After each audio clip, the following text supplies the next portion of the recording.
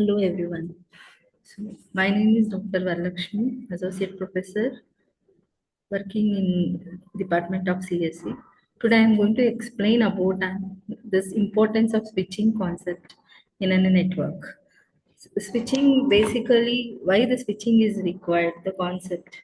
So today we are highlighting the importance of switching mechanisms, why it is required in a network because that allows us to interconnect links to form a larger network.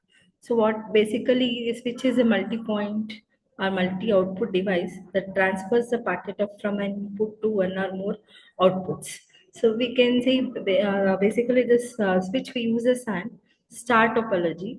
So you can observe in the figure already we have learned many topological structure in a network. So this is the star topology. So this is what the central switch acts as an hub where each system will be connected to this particular switch. So basically, if you see this, why we are going because we have a many attractive properties when I use an star topology. So this switch basically has a fixed number of inputs and outputs, which limits the number of hosts that can be connected to a single switch. So large networks you can build by interconnecting a number of switches. See, if you connect the switches to each other and to host, like using a point-to-point links, which typically means we can build a large networks for large geographical scope. So if you have to add a new host to the network, so by connecting it to a switch, it does not necessarily reduce the performance of the network. So we can connect any new host. So we use the shared media networks like old Ethernet or use the same communication line. So this means the meaning of this sentence. So we can connect only one device can send the data at a time. If, for example, if two devices try to send at the same time, there is a conflict. So each device want to send the data rate like 10 Mbps. They have to share that speed. So, but in a switch network, each device this is what I told in an old Ethernet cable, but when we go to a switch network, each device gets its own separate connection to the switch. So multiple devices can send data at a full speed at the same time. So this is possible if the switching is powerful enough to handle an traffic. So because due to each switch has a separate connection, so we won't feel difficulty. So because of the, have we seen, we discussed about the two types of switching in a previous session, like a circuit and packet switching. So basically, the packet switch, the network, so can support more devices and it will be better performing for growing in large networks. They are more scalable for connectivity. So because basically, the switch is also connected to a set of links, and for each these of links runs the appropriate data link because we are going to be using many data link protocol to communicate with the node, so which are the nodes present in the other end of the link. So the main primary job of the switch is to receive incoming packets of its link and to transmit them on other under some other link. So this function is referred to as an switching or forwarding. So this is what we are going to be using in our OSI architecture, that is open system interconnection. So this is the main function of the network layer, otherwise also known as layer 2, that is what data link layer.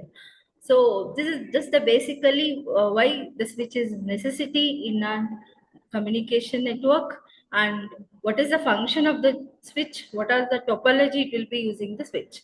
Now the another question rises for us, this is a question where we have, so how does the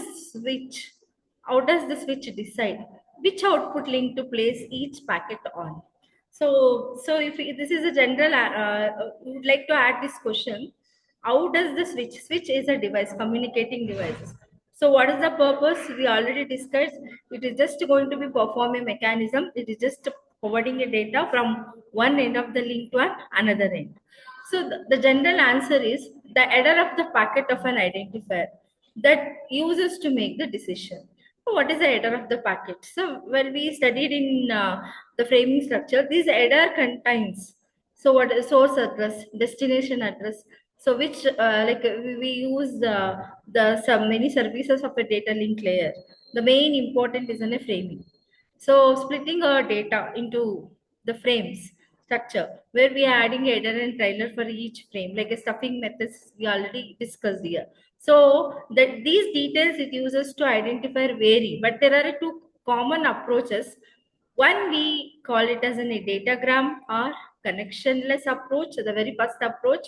The second approach is what we say it as virtual circuit are connection oriented. So probably basically we know very well. One we call it as a connectionless, another one is called connection oriented. So the first approach, if you take connectionless or datagram, the another name for connectionless, and the second approach is connection oriented.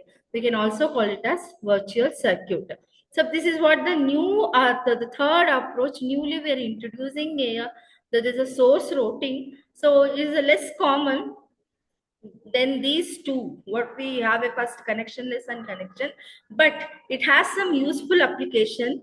So we are going to be study in our discussion. So now basically we will move to the next session. What is an datagram? So here I'm going to be introduced about and so what is a datagram? Why it is required this datagram? See, datagram basically it's a packet of data that carries all the information needed to get its destination. What kind of information? See, every datagram you can observe that includes, as I said, it's a error packet header. Destination address means, so if I want to write a mail, I want to send a letter to some person. I need an address, right? With the pin code, with the name, what is the street address. So similarly, I need a full mailing address. So that's why destination address is important. So another basic, just I'm going to, what is a datagram?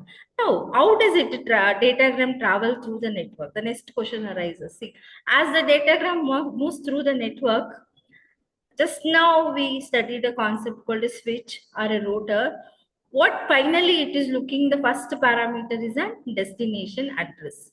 So where it is going to be checked this destination address in a forwarding table. So this forwarding table can also we are calling it as a routing table. So what this routing table consists, it contains the path. It will be decide the which path to send the packet on. Like we are discussing from where to where I need to go, from where to where I need to send, like from and to address. Okay, so that's why basically we will discuss these by taking a one example. So let's take this example. This is what an example network where I have. So this is a one network where we have taken.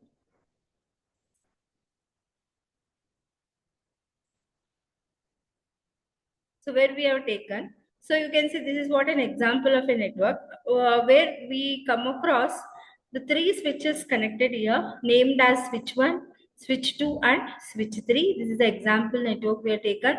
Now basically here, in this, the datagram wants to go to host C. So where the host C is connected. So this is the host C is here in a switch 1.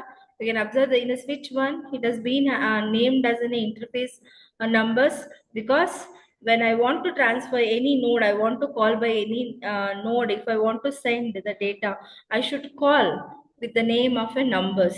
That is what you can see the numbers. These are the input and output interfaces.